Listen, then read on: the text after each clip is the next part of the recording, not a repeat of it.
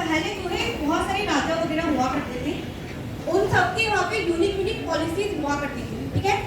उन्हीं में से एक ऐसा राज्य था साउथ में जहाँ पर ये रूल था कि आफ्टर 5 इयर्स वहाँ के जो राजा है उनको अपना राज सिंहासन सब कुछ छोड़ करके एक ऐसी जगह पे भेज दिया जाता था जहाँ पर उनको सर्वाइव करने के लिए कुछ नहीं होता था।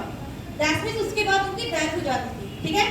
तो ऐसे होते होते जो राजा था उसका पूरा का पूरा राजवंश खत्म हो गया, ठीक है। फिर हुआ क्या, वहाँ पे कोई बचा नहीं तो उस गद्दी पर बैठ सके।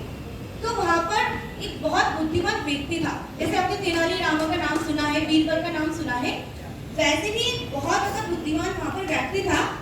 तो वो सब लोग, गाँव के लोग मिलकर के उसके पास गए कि अब हमारे यहाँ पे कोई राजा नहीं बचा है, अगर राज सिंहासन पे कोई बैठा नहीं होगा तो कोई भी आएगा और हमको जीत करके ले जाएगा और हमारे यहाँ पर किसी और का शासन होना स्टार्ट हो जाएगा।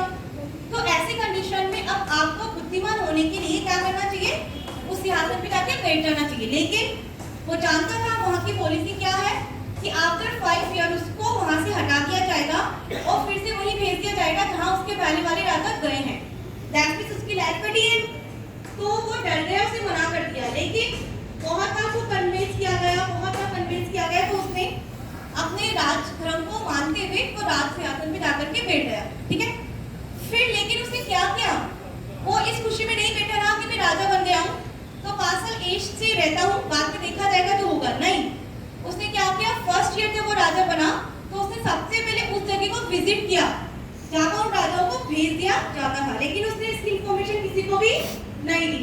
तो उसने यहाँ पे देखा बहुत घने जंगल थे जहाँ पे बहुत डेंजरस एनिमल्स थे। तो उसने क्या किया, उस साल वहाँ के जितने भी जंगल थे, फॉरेस्ट थे, उन सबको कटवा दिया, ठीक है। उसके नेक्स्ट ईयर उसने क्या किया, वहाँ के जो भी एनिमल थे जो बहुत डेंजरस थे उन सबको उसने भरवा दिया, ठीक। फिर उसके नेक्स्ट ईयर उसने क्या किया, वहाँ पर एग्रीकल्चर करवाया, ठीक है।